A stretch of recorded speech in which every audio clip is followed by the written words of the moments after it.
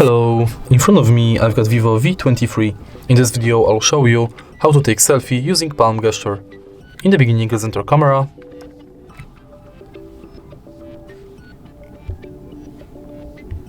Enable front camera and go to settings.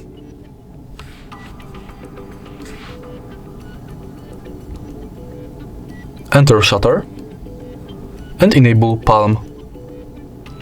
Go back and now simply show your palm to the camera to take selfie.